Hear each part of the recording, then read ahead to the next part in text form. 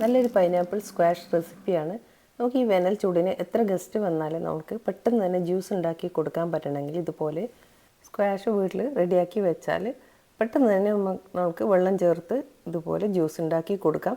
പിന്നെ നമ്മൾ മാർക്കറ്റിൽ വാങ്ങിക്കാൻ കിട്ടുന്നുണ്ട്, പക്ഷേ അത് അത്രമാത്രം നല്ലതാണെന്ന് നമുക്കറിയില്ല. രസ്ന, ടാങ് ഇങ്ങനെയൊക്കെ വാങ്ങിക്കാൻ കിട്ടുന്നുണ്ട്. അപ്പം ഞാൻ ഇന്ന് പൈനാപ്പിൾ വെച്ചിട്ടാണ് ഈ 2 ബോട്ടിൽ ഇവിടെ ഉണ്ടാക്കിയിട്ടുള്ളത്. 2 പൈനാപ്പിൾ ഇതുപോലെ കൊത്തി അരിഞ്ഞെടുത്തിട്ടുണ്ട്. അത് ഞാൻ ഏകദേശം 1.5 കിലോ ഉണ്ട് കേട്ടോ ഇവിടെ പൈനാപ്പിൾ. 1.5 കിലോയിൽ കുറച്ചധികം ഉണ്ട്. അപ്പം നമ്മൾക്ക് ഇത് വെച്ച് 2 വലിയ ബോട്ടിൽ നിറയെ സ്ക്വാഷ് ഉണ്ടാക്കിയിട്ടുണ്ട്. ഇനി പൈനാപ്പിൾ പീസസ് നമുക്കൊന്ന് അരച്ചെടുക്കാം. അതിൻ്റെ പുറം ഭാഗം മാത്രം കളഞ്ഞതേ ഉള്ളൂ കേട്ടോ, അതൊക്കെ അരിഞ്ഞെടുത്തിട്ടുണ്ട്. ഇനി 1 ഗ്ലാസ് വെള്ളം ഏകദേശം ഞാനിതിൽ ചേർത്ത് കൊടുക്കുന്നുണ്ട്. കുറേശ്ശെയായി ചേർത്ത് നമുക്ക് അരച്ചെടുക്കാം. 1 ഗ്ലാസ് നിറയെയില്ല, ഏകദേശം 3/4 ഗ്ലാസ്സാണ്. ഇത് കുറേശ്ശെയായി ചേർത്ത് ഇത് മുഴുവനും തന്നെ നമുക്ക് അരച്ചെടുക്കാം.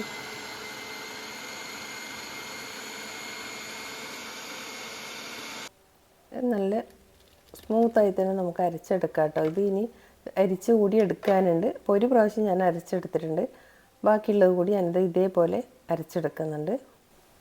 ഇപ്പോൾ ഇതാ ഇവിടെ ഞാൻ മുഴുവനായും തന്നെ അരച്ചെടുത്തിട്ടുണ്ട്. ഇനി നമുക്കിത് അരിച്ചെടുക്കണം. അരിക്കാൻ നേരിയ തോർത്ത് പോലെയുള്ള തുണികളോ അല്ലെങ്കിൽ അരിപ്പയോ ഉപയോഗിക്കാം. ഞാനിപ്പോൾ ഇവിടെ ഒരു അരിപ്പയാണ് ഉപയോഗിക്കുന്നത്.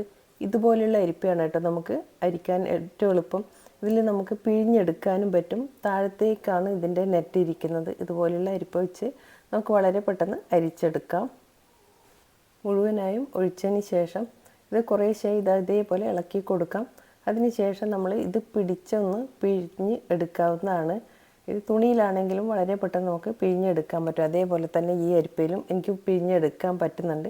അപ്പോൾ നിങ്ങൾക്ക് നിങ്ങളുടെ ഇഷ്ടത്തിനനുസരിച്ച് ചെയ്യാം കേട്ടോ. ഇത് മുഴുവനും ഇതുപോലെ പിഴിഞ്ഞ് അതിൻ്റെ പിച്ചിട് മാത്രം മാറ്റിയെടുക്കണം. ഇതിൽ കണ്ടോ, ഞാൻ കാണിച്ചു തരാം. ഇത്രയാണ് ബാക്കിയായിട്ടുള്ളത്. ഇത് മുഴുവൻ തന്നെ ഞാൻ അരിച്ചെടുത്തിട്ടുണ്ട്. ഇത്ര പിച്ചിട് ബാക്കിയുണ്ട്, ഇത് നമുക്ക് കളയാം, ഇത് വേണ്ട. അപ്പോൾ ഇനി നമ്മൾക്ക് ഇത് ഒരു അടികട്ടിയുള്ള ഒരു പാത്രത്തിലേക്ക് ഒഴിച്ചു കൊടുക്കാം. ഞാനൊരു വലിയ ചീനച്ചട്ടിയിലാണ് കേട്ടോ ഇത് ഒഴിച്ചു കൊടുക്കുന്നുള്ളത്.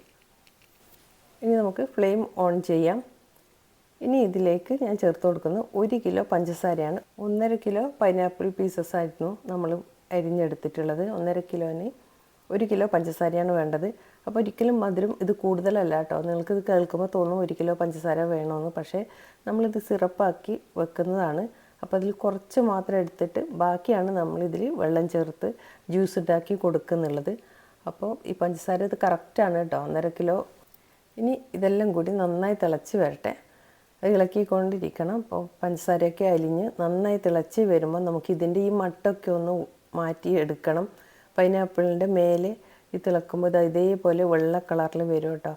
അപ്പോൾ അത് നമ്മൾ ഇതേപോലെ ഒരു തവി വെച്ച് ഇതേപോലെ കോരിയെടുക്കണം. ഇതെന്തായാലും നിങ്ങൾ ചെയ്യണം കേട്ടോ, അല്ലെങ്കിൽ നമ്മുടെ ആ സ്ക്വാഷിന് ആ ഒരു ടേസ്റ്റ് വരില്ല, ഒരു കുത്തലുണ്ടാവും. അപ്പോൾ ഇത് നന്നായി തിളച്ച് വന്നിട്ടുണ്ട്. അപ്പോൾ ഞാൻ ഈ അരിപ്പ കൊണ്ട് എനിക്ക് എടുക്കാൻ പറ്റുന്നില്ല, ഞാൻ വേറൊരു സ്പൂണിലേക്ക് മാറ്റിയെടുക്കുന്നുണ്ട്. ഇതേപോലെ മേലെ നിന്ന് ഇതുപോലെ കോരിയെടുക്കാൻ പറ്റും നമുക്ക്. ഈ സമയത്ത് പ്രത്യേകം ശ്രദ്ധിക്കണം, ഇത് നന്നായി തിളച്ച് പുറത്തേക്ക് മറയും. ആ സമയത്ത് നമ്മൾ ഫ്ലെയിം ഒന്ന് കുറച്ച് കൊടുക്കണം കേട്ടോ. അങ്ങനെ വേണം നമ്മളിത്. ഒരു നൂൽ പഴുവൊന്നും ആവണ്ട, നന്നായി തിളച്ച് ഒന്ന് കുറുകി വന്നാൽ മതി. ഈ സമയത്ത് എല്ലാവരും വീട്ടിൽ ഇതുപോലെ സ്ക്വാഷ് വാങ്ങി വെക്കാറായിരിക്കും പതിവ്. പക്ഷേ നമ്മൾ വീട്ടിൽ തന്നെ ഉണ്ടാക്കിയെടുക്കുമ്പോൾ നമുക്ക് തന്നെ അറിയാം ഇത് അത്രമാത്രം ഫ്രഷാണെന്ന്. കുട്ടികൾക്കൊക്കെ കൊടുക്കാൻ ഒരിക്കലും വാങ്ങി കൊടുക്കരുത് കേട്ടോ. ഇതിൽ ഞാൻ സിട്രിക് ആസിഡോ ഒന്നും ചേർക്കുന്നില്ല. ഇത് നമ്മൾ 2-3 മാസത്തേക്ക് സുഖമായി പുറത്ത് ഷെൽഫിൽ തന്നെ ഇരിക്കും, ഒരിക്കലും കേടാവില്ല. കേടാവാതിരിക്കാൻ ഞാൻ വേറെ എന്താ ചേർക്കേണ്ടതെന്നും കൂടി പറഞ്ഞു തരാം. ഇപ്പോൾ ഇതെല്ലാത്തിൽ നിന്നും ഞാൻ ഈ മട്ട് കോരി എടുത്തിട്ടുണ്ട്. ഇപ്പോൾ നമ്മുടെ ജ്യൂസൊക്കെ ഇത് തെളിഞ്ഞ് വന്നിട്ടുണ്ട്.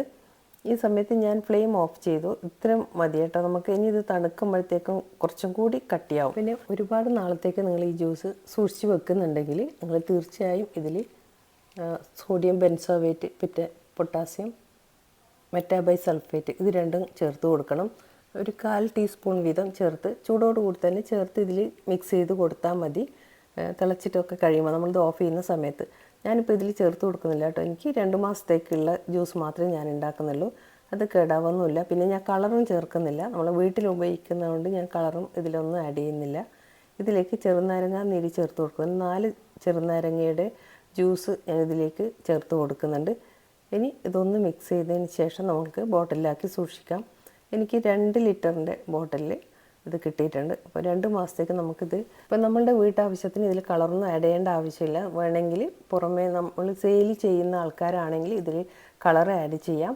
പൈനാപ്പിൾ കളർ വാങ്ങിക്കാൻ കിട്ടും. പിന്നെ കുറച്ച് പൈനാപ്പിൾ എസൻസ് ചേർത്ത് കൊടുക്കാം. ഇതൊക്കെ നമുക്ക് ചേർത്ത് കൊടുക്കാം. പക്ഷേ വീട്ടാവശ്യത്തിന് ഉണ്ടാക്കുമ്പോൾ ഞാൻ ഇതിലൊന്നും പ്രിസർവേറ്റീവ്സോ ഒന്നും ചേർക്കാറില്ല. നമ്മുടെ വാങ്ങുന്ന സ്ക്വാഷിൽ പ്രിസർവേറ്റീവ്സ് ചേർത്തിട്ടാണ് കേട്ടോ നമുക്ക് കിട്ടാറുള്ളത്.